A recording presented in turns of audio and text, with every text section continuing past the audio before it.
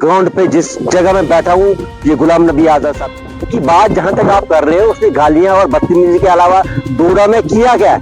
आप मुझे बताइए। आप गलत कर रहे हो। महराज मलिक, आप बताओ मुझे कि महराज मलिक का एक काम डोडा कॉन्स्टिट्यूंसी में मैं सलाम करूंगा आपको। और आप बताइए ना मुजीद साहब का एक काम आप बताइए। जिसके मलिक कहा भाजपा के लोग जो 2014 के बाद जीत के आए, उन्होंने तो खाली मजहब के नाम पे। आप आजाद साहब के घुटने भी बैठ गए, आजाद साहब की पार्टी भी चली गई। आज आर्टिकल 370 की याद उनको आई। आज ट्विटर पे बड़े बड़े अक्षरों में लिखते हैं कि आर्टिकल 370। भाई साहब, आप मुझे लगता है कि आप महराज की वकालत करते हो। महराज की नहीं, मैं गुलाम नबी आजाद साहब की बात करूँ। शाह जी के गोद में बैठे हैं और मोदी जी के गोद में बैठे। आपने देखा कभी? सभी लोग कह रहे हैं। नहीं, सभी लोग जन्नत में जाएंगे, आप भी जाओगे। यार वो चीज बताइए आप। गुलाम नबी आजाद साहब हिंदुस्तान के टॉप लीडरों में माने, किसी का शक नहीं। आज से 6 महीने पहले मैंने बोला था, जब महराज मलिक को मिनिस्ट्री नहीं मिलेगी, ये tata bye bye Omar Abdullah को भी। मैं एक ईमानदार हूँ, आपका बेईमान हो। डोडा के लोग बेईमान है। खाली एक महराज मलिक ईमानदार दिखता आप मीडिया वालों को। वसीम राजा क्यों बार बार महराज मलिक को ही टारगेट करता? कहीं भाई साहब, आपने आपको फेमस करने के लिए तो मुझे फेमस होने की बार बार लोग कह रहे हैं। जनाबे मोहतरम, मुझे फेमस होने की कोई जरूरत नहीं। हम लोगों के साथ जुड़े हुए, लोगों के काम करने में जुड़े हुए, लोगों की मुश्किलात जब देखते हैं तो हम मीडिया के सामने उसका इजाला करने की बात कर रहे हैं। मेरे घर का मेरा घर तो उस महराज मलिक की वजह से तो नहीं चलता है। मैं डरूंगा। वो नशा की हालत में, मुझे लगता है कि वो नशा करता, उसको कोई पता नहीं चलता मैंने कौन सी बात कहाँ करनी है। कौन? महराज मलिक? हाँ, यहाँ बड़ा स्टेटमेंट मैं बड़ा दे रहा हूँ कि नशा की हालत में ऐसी लैंग्वेज इस्तेमाल करता है जैसे ये कुमा बहन की। डोडा की तामीर और तरक्की आखिरकार क्यों है अंधेरे में? दो ही चेहरे लगातार डोडा में दिख रहे हैं। एक तरफ से एमएलए महराजुद्दीन मलिक, तो दूसरी तरफ से वसीम राजा। आखिरकार कारण क्या? आखिरकार कहाँ चले गए वो दिन जिन दिन ये बताया जाता था कि डोडा में जो है एम्प्लॉयज लगाए जाएंगे, डोडा में जो है नौकरियां दी जाएगी, डोडा में जो है काम किए जाएंगे, डोडा के सीटें हैं उनको काम किया जाएगा। आप देख रहे हैं कि न्यूज़ नेटवर्क में हूँ आपका मेजबान। आज हमारे साथ इस सूची को डोडा से वसीम राजा है, जो लगातार मीडिया में अपनी बात बोलते रहते हैं, कभी महराजुद्दीन मलिक के खिलाफ तो कभी किसी और के खिलाफ। आज हम इन्हीं से बातचीत करेंगे। वसीम जी, आपका बहुत बहुत शुक्रिया हमें टाइम देने के लिए। शुक्रिया किफायत साहब। वसीम जी, सबसे पहले बात करूंगा डोडा की तामीर और तरक्की के लिए। डोडा की तामीर और तरक्की कहां पहुंची बीते साल में? देखो किफायत भाई, मैं सीधी सी बात आपको बताऊं, तामीर और तरक्की की बात जहां तक बात कर रहे हैं आप, 2014 से जनाजा उठ गया है तामीर और तरक्की का। जब से भाजपा हुकूमत आई, ये तामीर और तरक्की खाली डोडा में अब्दुल मजीद वानी साहब की देन है। आप पूरे इलाके देखिए, रोडें देखिए, स्कूल देखिए, मेडिकल कॉलेज देखिए। जब गुलाम नबी आजाद साहब चीफ मिनिस्टर बने, 2.5 साल के अरसे में जम्मू कश्मीर का नक्शा चेंज हुआ। बातें करने में कुछ नहीं लगता जी, भी अपने बाप के टुकड़ों में पलता हूं, लेकिन जो मजीद पे जिस जगह में बैठा हूं, ये गुलाम नबी आजाद साहब 1 करोड़ रुपए इस ग्राउंड के लिए रखा नहीं, फंड्स दी थी। तो ये नक्शा उस दिन, ये तो महराज मलिक के टाइम पर आया है। आप गुलाम नबी आजाद साहब का नाम लेते हैं, जब गुलाम नबी आजाद साहब की पार्टी का ही खात्मा हुआ, आप कैसे उनका नाम ले रहे हैं? ये तो महराज मलिक के टाइम पे आया है। क्या महराज मलिक के टाइम पे है? जब संगे बुनियाद ग्राउंड की बने तो पत्थर लगा है। गुलाम नबी आजाद अब्दुल मजीद वानी की बात जहां तक आप कर रहे हो, उसने गालियां और बदतमीजी के अलावा डोडा में किया क्या है? आप मुझे बताइए। आप गलत कर रहे हो। महराज मलिक, आप किफायत भाई बात सुनने में हिम्मत रखिए। आप बताओ मुझे कि महराज मलिक का एक काम डोडा कॉन्स्टिट्यूंसी में मैं सलाम करूंगा आपको। और आप बताइए ना मुजीद साहब का एक काम आप बताइए। जिसके हैं ये मजीद साहब और गुलाम नबी आजाद साहब ने दिया है। आप कागज देखिए, हम वो फालतू बातें नहीं करते हैं। मेडिकल कॉलेज देखें, और डोडा के जो भी एरिया लगे हैं, देखो सड़कों का जाल, ये गुलाम नबी आजाद और मजीद साहब की देन है। महराज मलिक कहा भाजपा के लोग जो 2014 के बाद जीत के आए, उन्होंने तो खाली मजहब के नाम पे लगातार महराज मलिक को टारगेट कर रहे हैं, जबकि महराज मलिक फेसबुक हर जगह जो है बात कर रहा है, यूथ की बात कर रहा है। आपने तो कभी पहले बात ही नहीं की। महराज मलिक तो ये कहता है कि मजीद साहब ने कुछ किया ही नहीं है। अब महराज के कहने में एक ईमानदार हूँ, आपका बेईमान हो। डोडा के लोग बेईमान है। खाली एक महराज मलिक ईमानदार दिखता आप मीडिया वालों को। काम की बात कीजिए, जो महराज ने वादे किए थे, जो उमर सरकार ने वादे किए थे, किसी का सका नहीं। आज से 6 महीने पहले मैंने बोला था जब महराज मलिक को मिनिस्ट्री नहीं मिलेगी, ये tata bye bye Omar Abdullah को भी किया। भाईजान हमें पूरी उसकी पिक्चर का पता है, वो कब क्या बोलेगा। वसीम राजा क्यों बार बार महराज मलिक को ही टारगेट करता? कहीं भाई साहब आपने आपको फेमस करने के लिए तो नहीं मुझे कर रहा है? फेमस तो होने की बार बार लोग कह रहे हैं। जनाबे मोहतरम, मुझे फेमस होने की कोई जरूरत नहीं। हम लोगों के साथ जुड़े हुए हैं, लोगों के काम करने में जुड़े हुए हैं। लोगों की मुश्किलात जब देखते हैं तो हम मीडिया के सामने उसका इजाला करता कि एडमिनिस्ट्रेशन को चीजें पहुंचाते हैं। महराज मलिक आज के दौर में आप बताइए मुझे कि लोगों ने आपको वोट देके असेंबली में भेजा काम करने के लिए, वो तो अपोजिशन का रोल अदा कर रहा है। वो तो गाली गलौज करता है, कभी डीसी को, कभी ईओ को, कभी जीआरएस को, कभी और किसी को। कौन सी तरक्की की बात कर रहे हो? मलिक ने गरीबों के काम किए, उसने अड्डा बंद कराया, वो यार उसने जो है गरीब गाड़ी वालों की हेल्प की। आप भाईजान, आपने नहीं किया, भाईजान, वोट की। भाईजान देखिए, कहने और नियत और नीति में फर्क है। मैंने किसी की सपोर्ट नहीं की। मैं एक्चुअली उस दिन पुलडोला में फंसा हुआ था, भद्रवा से आ रहा था। मैंने उन लोगों को बोला ये कि आप पुलिस के पास चलिए, मैं साथ आता हूँ एसएचओ के पास, मैं साथ आता हूँ एसएसपी के पास। लेकिन उन्होंने ये बताया कि ये लोग जो है पुलिस के लोग, ये भी बिके हुए। आप वो वीडियो देखिए। मुझे किसी की वकालत करने की जरूरत नहीं। सुनो मेरी, अगर आपने सपोर्ट नहीं किया, आपके खिलाफ क्यों एफआईआर लगी? वो महराज ने दबाव डाला पुलिस पे, पुलिस ने एफआईआर काटी, मुझे किसी ने पकड़ा, मैं कोई मिल्टन हूं?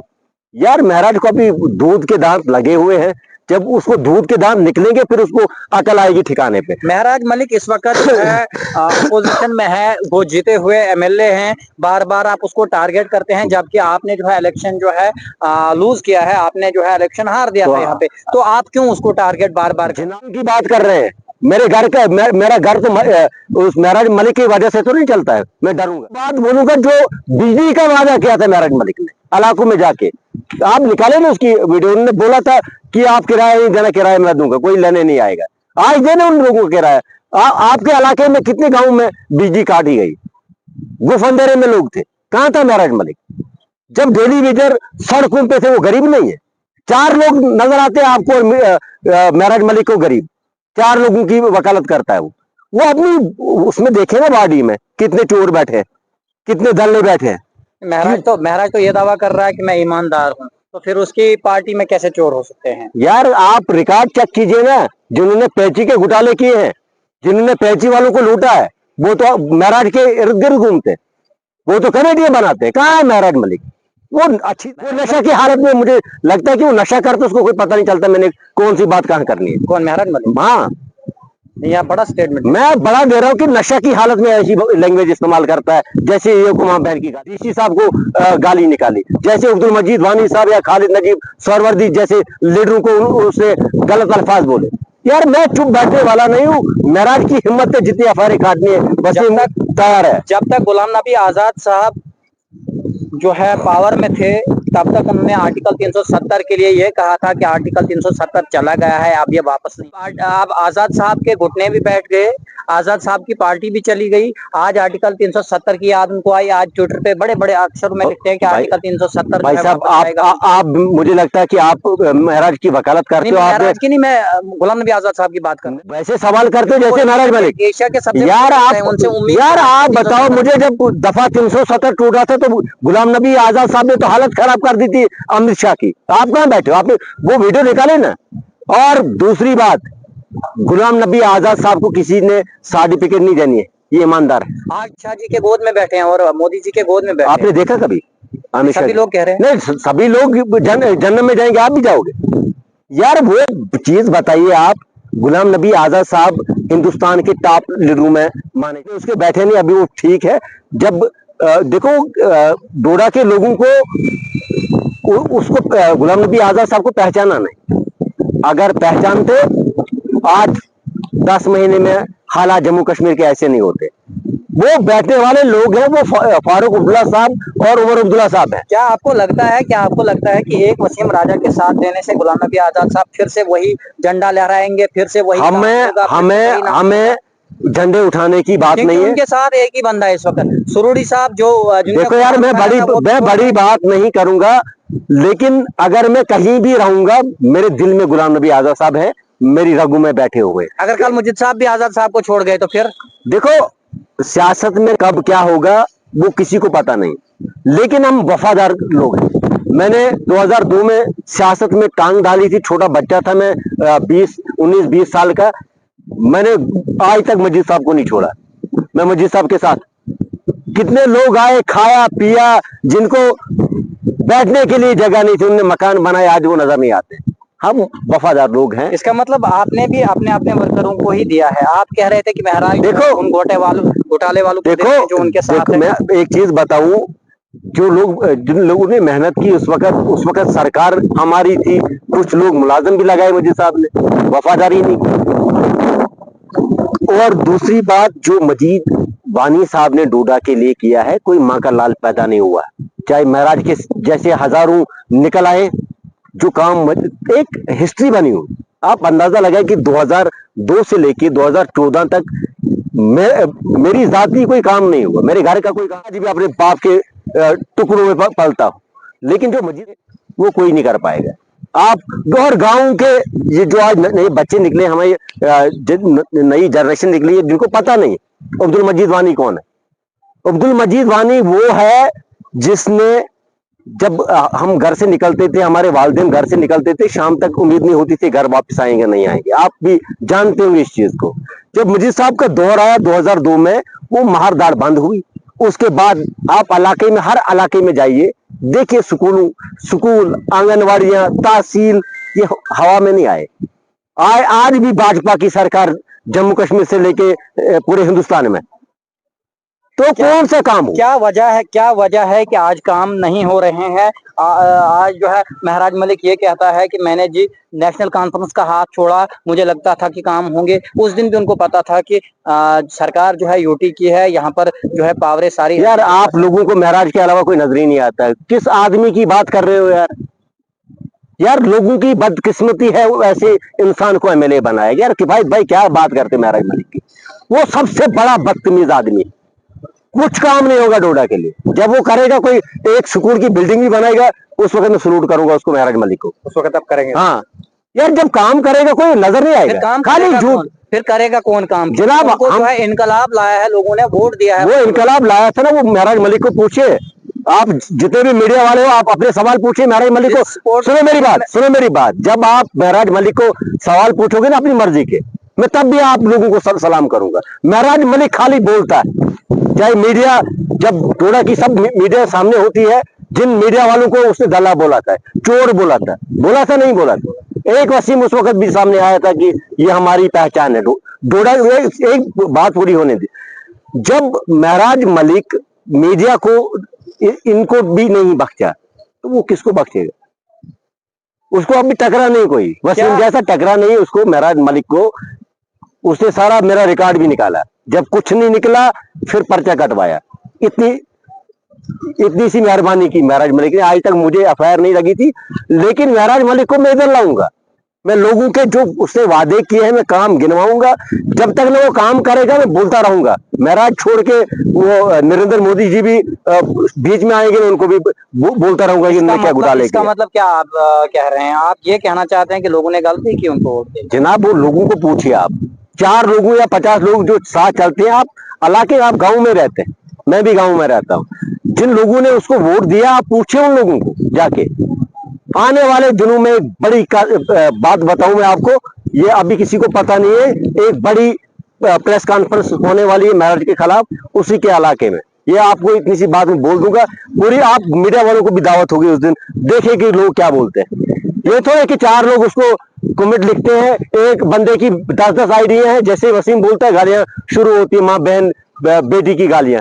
जैसा बदतमीज महराज, वैसे उसके 10-15 जो लोग हैं ना जो चलाते हैं वो भी वैसे बदतमीज है। तो नाजरीन मेरे साथ वसीम राजा है, जैसा कि आपने सुना इन्होंने दो बड़े स्टेटमेंट दिए हैं। एक स्टेटमेंट ये इन्होंने दिया है जिसमें कर रहे हैं आप बार बार क्यों जनाबे मोहतरम बार बार मैंने मुझे आप खालिद साहब के खिलाफ नहीं बोल रहे हैं, खिलाफ नहीं बोल रहे यार हैं, मैंने आप तो दिलीप बोला परिहार के खिलाफ नहीं बोल रहे हैं, आप जो है शक्ति परिहार के खिलाफ नहीं बोल रहे हैं, महराज मलिक के खिलाफ क्यों बोल रहे हैं? आपको मैंने पहले ही बताया कि 2014 के बाद जो सरकार रही वो बीजेपी की रही नहीं रही, मैंने सबों को लपेटा। अब नाम में महराज का इसलिए लेता हूँ बदतमीज है। शक्ति शगुन जो हमारे चुनाव के लोग हैं मैं उनका नाम इसलिए नहीं लेता हूँ, जब वो हमारे लीडरों का नाम लेते हैं तमीज से लेते हैं, ये फर्क है। बाकी मुझे महराज से कोई जाति दुश्मनी नहीं है। महराज जब अपनी लैंग्वेज ठीक करेगा मैं भी उसको समझाने की कोशिश करूंगा। मैं आज भी आपके चैनल के माध्यम से कहना चाहता हूं महराज भाई, आप जबान पे लगाम लगाइए, बदतमीजी मत कीजिए, तरीके से पेश आइए अफसरों को जो अफसर काम करते हैं हमारे डोडा में। क्या आप आने वाले टाइम में अगर महराज जिस तरह आप कह रहे हैं वो करेंगे तो आप भी उनके साथ चले जाएंगे? मैं उधर नहीं चल मैं जिन लीडरों के साथ रहा हूं डोडा की शान है। अब्दुल मजीद वानी साहब, गुलाम नबी आजाद हिंदुस्तान की पहचान है। मैं उन लीडरों के साथ, गुलाम नबी आजाद साहब ने आज तक किसी लीडर का नाम नहीं लिया, जब भी उसने बात की काम की बात। आपसे एक लास्ट सवाल, एक तरफ महराजुद्दीन मलिक एमएलए डोडा जो है गुलाम नबी आजाद को क्रिटिसाइज करते हैं, जिनको एशिया में सबसे बड़ा लीडर माना जाता है, वहीं पर वो गुलाम नबी आजाद को फॉलो भी करते हैं। क्या जनाबे मोहतरम देखो, आप मुझे समझ नहीं आती कि मीडिया को भी समझाना पड़ेगा ये चीज कि इलेक्शन से पहले फारूक अब्दुल्ला, उमर अब्दुल्ला चोर थे महराज के मुताबिक। गुलाम नबी आजाद सुरडी तो पहले से उनके खिलाफ बोलता था। जैसे इलेक्शन हुए, सीटें आई, सबसे पहले महराज ने सपोर्ट दिया एनसी को। वो कहां रात को हज करके आए थे उमर अब्दुल्ला और फारूक अब्दुल्ला साहब। तो जब मिनिस्ट्री नहीं मिली, ये मैंने आज से 6 महीने पहले बोला था, जब मिनिस्ट्री नहीं मिली तो उनके खिलाफ बोलना शुरू किया। और अगर बीजेपी उसको जम्मू कश्मीर का अपोजिशन लीडर बनाएगी असेंबली में, महराज कल उनके साथ भी जाएगा। तो चलिए नाजरीन, बहुत बहुत शुक्रिया आप तमाम लोगों का हमें देखने के लिए। उम्मीद और तवक्का करूंगा कि आज के इस खास इंटरव्यू को जो है आप ज़्यादा से ज़्यादा शेयर करेंगे, आप कमेंट करेंगे, चाहे वसीम राजा के देखने वाले हो या महराजुद्दीन मलिक के देखने वाले हो, आप ज़रूर जो है कमेंट करेंगे और कमेंट बॉक्स में जो है आप लिखेंगे कि आखिरकार क्या महराज मलिक सही है या वसीम राजा सही है। मुझे दीजिए इजाज़त, खुदा हाफिज।